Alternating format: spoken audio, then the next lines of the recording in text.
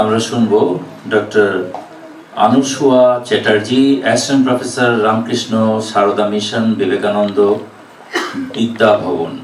Identities and Exclusions, the Muslims of Kolkata. Thank you, sir. Good afternoon, everyone. I sincerely thank the organizers for inviting me. It's really special and very humbling to be part of this panel. Since we are sort of running short of time, I will just talk about, I'll try to give a brief overview of my work. I have basically worked on the Muslims of Kolkata, and it's largely an anthropological work. But what I'll try to do is to, and it's part of it is published as a book, which is called Margins of Citizenship by Routledge, but it's part also of a larger project, so it's still an ongoing thing. What I hope to do in the course of the presentation is to highlight some of the issues which I encountered while working, which I think might be of relevance of making sense of Muslim experiences in the city, as well as also in the process try and provide a framework through which we can engage with the Muslim question in Kolkata. To briefly locate myself, as I said, I am trained in sociology and social anthropology, and my interest, of course, in this area sort of emerged in the aftermath of the Satcher report and the other kind of the kinds of academic work that was coming up, Now, what the Satcher report did very significantly was, which is also of concern in one of the concerns of this seminar, is to bring back the idea of community-based or social group-based exclusion within the discourse of marginalization in India. And of course, 2 or 3 other things which were relevant, particularly the predicament of Bengal's Muslims, and also the fact that urban Muslims, in terms of marginalization, fared, this is a point which has been reiterated several times over the course of the morning, that urban Muslims fared particularly badly. Now, the thing is, while the Satcher report or the other reports which followed are largely quantitative, what I'm trying to do is to also sort of engage in a more in-depth manner, which sort of could complement the kind of trends presented by statistical surveys. I draw particularly from the idea of embeddedness, the fact that communities or social groups are located within their lived contexts, in their lived worlds, and that's where they respond to and experience their reality. So in the context of Kolkata's Muslims, it would of course be the presence of a dominant majority, but also the larger urbanization around, post-colonial urbanization, neoliberal urbanization, all of that, and as well as factoring in another very important question which this conference speakers have raised before, is the internal diversity within Muslim groups. My study was primarily based, as I said, it was ethnographic, and it was based right here in Park Circus, and the fieldwork for this particular thing which I'm going to talk about was between 2012 and 14. So to just talk about why Kolkata, it doesn't really need much of an introduction, except the fact that it was the capital of a state where levels of Muslim marginalization are particularly high. One thing which Sabir had just mentioned before this is the fact that Muslims have a very long and vibrant history in this city, and not just as isolated groups, but also those who played a very important role in the social and political life of the city, which is borne out by the fact of the contributions of Muslims, as well as the rich history of Muslim immigration, Muslims specializing in a very large number of trades, which were an integral part of urban development here. But at the same time, this was also the capital of the erstwhile province of Bengal, which saw a very steady communalization of social relations leading up to partition, as well as, of course, the terrible spate of communal rioting, which created very definitive fault lines between these two communities. And while these are relatively, though not very old historical facts, even going by the city's recent history, it had been the citadel of a left-ruled government which was professedly secular to the cause of minorities, to the cause of social empowerment, which was, except probably in incidents leading up to towards the end of its,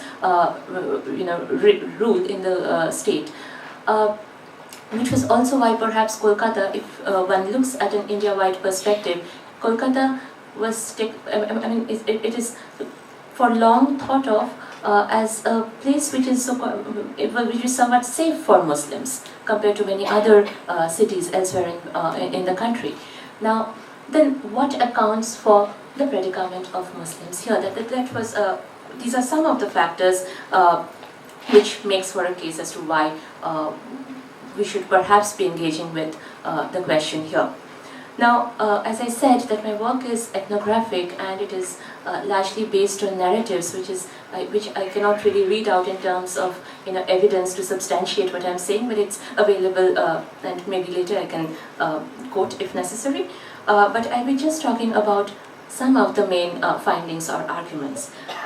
What comes across most compellingly, and this is something I want to highlight, is that the social processes of othering of Muslim identities that drew from the specific historicity of the city have remained largely resilient at the level of the everyday. I highlight this part, the resilience of these processes at the level of everyday interaction, and this seems to have been instrumental in establishing patterns of behavior and interaction which could be read as factors behind the persisting marginalization of Muslim groups. And I'll try and break this down. The first, of course, concerns what does one mean by processes of othering? This basically goes back to the popular representations of the Muslim that emerged immediately after partition in the side of Bengal. And Kolkata was not really outside of its purview, despite the long history of Muslim presence. And to briefly sort of put it, among most of the and this is something I even came across during my own engagements in the field. For most of the Bengali middle classes of the city, the figure of the Muslim that tends to get reiterated through narratives is of one who is generally perceived to be communally minded, inward-looking, in various ways not open to modernity, perhaps aggressive, and in short whose sensibilities are very different from those of the average urban middle-class Hindu. Now, while and this is something which is again something which I am not elaborating here, is that the idea of difference is apparently benign, but it can contain very strong frameworks of moral evaluations, which accounts for the kind of prejudice many Muslims face on an everyday basis. And in my work, I basically trace this to the narratives around partition, which still reiterates the idea of of a group who claimed of this idea of separate statehood, and therefore they are not us and are hence others to our sense of selves. Also to the imageries of Muslim violence, even though this sort of violence was there on both sides, and but what happens, what tends to have focused on the narratives is, of course, the image of the Muslim rioter, and also which Anasua Chatterjee terms it as the demonization of Muslims in East Bengali refugee narratives, which happened soon after partition, and what one sees is that the narratives around Muslimness, which focus on Muslims being the other, a communally defined other, who is presented in opposition to the Hindu self, is so much there that despite various particular interactions with a Muslim, who could be a friend, who could be a neighbor, a colleague, or whoever, the abstract idea of the Muslim tends to remain intact,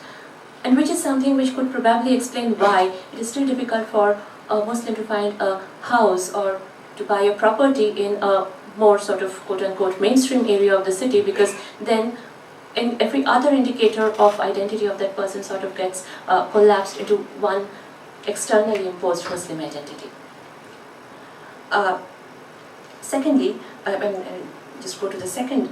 thing, and which is the ways in which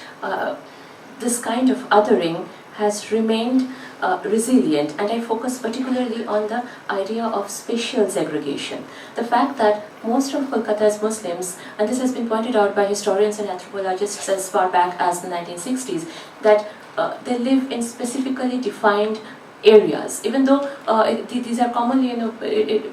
termed as ghettos. There's a lot of debate as to how to locate these, whether they're really ghettos or not, but what is very imminent is that they carry a specific, a very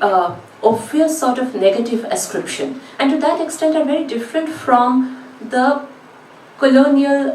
colonial neighborhoods where Muslims stayed, because those neighborhoods were not really communally defined. There could be Muslims, specializing in a certain trade from a certain region, living in a certain, certain urban neighborhood in Kolkata, but the kind of neighborhoods which one has now is primarily known for their Muslimness. And one very interesting indicator of this is how diverse they are, how internally heterogeneous they are. So it is just one identity which again gets highlighted in the process of neighborhood making. Another thing which I want to draw attention to is that there is in most of the academic work around Muslim neighborhoods in India, there is a lot of focus as to how such Muslim neighborhoods generally come up immediately after communal riots or communal disturbances. But what one finds is that Kolkata, despite not having a very, not having a very, it has been relatively safe, free of communal violence. I am not saying that, thank you, it has not been there, but things have not really been that bad. But despite this, we find that these neighborhoods have only become more and more dense, more and more patrolled, which also sort of brings, draws our attention to the more everyday processes of boundary making which one needs to focus on. And which is also perhaps why increasingly many Muslims feel that it's easier to live in a familiar neighborhood. Nida Kirbani talks about this in terms of a Muslim mahol and why Muslims prefer that. But what happens is inadvertently then it feeds into the idea that Muslims are communal minded, and therefore they live in neighborhoods which are designated for them and they don't want to come out. It's a different story that it's very difficult for most Muslims to sort of access a place which is outside of this. I will just quickly wind up. The third thing is what could be the consequences of this kind of confinement of forced spatial enclosure on Muslim experiences, and particularly on those of Muslim identity. And this is also something which has been raised earlier. The fact that Professor Kundu referred to Amartya Sen's idea of identity, how identities are multifaceted, how they're diverse and contextually driven. So what happens is whoever stays in these neighborhoods tends to get identified as Muslims first, so that over time has repercussions on the way in which that person is perceived in the city. And secondly, and this requires some sort of elaboration, but I'll just mention it, is that because of confinement, Muslims who are variously located Muslims have this problem of negotiating very large social distances over, or even social differences, over very short expanses of physical space, which also creates a lot of other complexities at the level of immediate everyday life. Now, to sum up, the reason for focusing on the ongoing everyday processes of othering and their reflection in spatial segregation is that it often becomes constitutive for many Muslims of other kinds of exclusion. This could be civic, which could be the houses one lives in, what kind of access to civic amenities one has, what kind of educational opportunities one has, employment options one has, and again in what capacity do a very large section of people living in these neighborhoods engage with the state? How do they interact with the administration? In what capacity are they able to do that? Now, of course, the experience of upwardly mobile or educated Muslims living in these neighborhoods are very different from many of the poorer or slum-dwelling Muslims, because for most of the latter, their everyday lives are far more tied to the to the reality of the neighborhood. Do not have much of a scope to get outside of it. So the tag of the stigma or the idea of a spoiled identity attaches itself far more strongly to this latter group. So basically, the idea is this sort of pushes their existence at the fringes of citizenship, at the fringes of equality, which should be the cornerstones of a constitutional democracy. And I wind up here, and I think it opens up an eventual dialogue, because this not only concerns